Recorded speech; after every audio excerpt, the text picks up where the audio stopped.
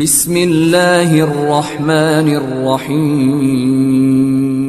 حضرت ام سلمہ اور حضرت میمونہ رضی اللہ عنہما امہات المؤمنین ہیں، ازواج مطہرات میں ہیں، پیغمبر کی پاک بیویاں ہیں، پوری امت کی مائیں ہیں، تقدس مآب ہیں، پاکیزگی کا شاہکار ہیں۔ حضور اکرم صلی اللہ علیہ وسلم کے پاس بیٹھی ہوئی تھی،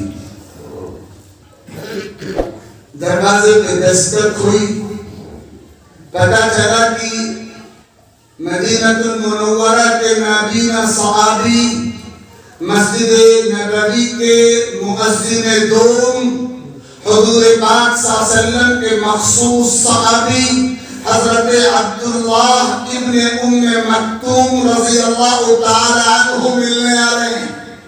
نابینا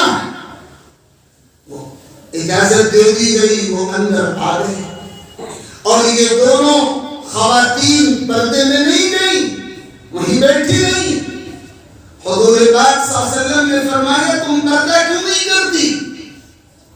تو ان دونوں خواتین نے یہ کہا کہ اللہ کے رسول یہ تو نابینا ہے، یہ تو ہمیں نہیں دیکھ رہے ہیں۔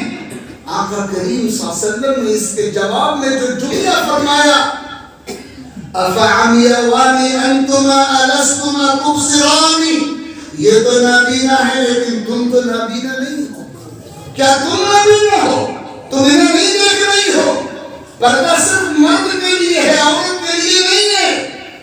حرام ہے مردوں کے لیے اجنبی خواتین کو دیکھنا، اور اسی طرح خواتین کے لیے اجنبی مرد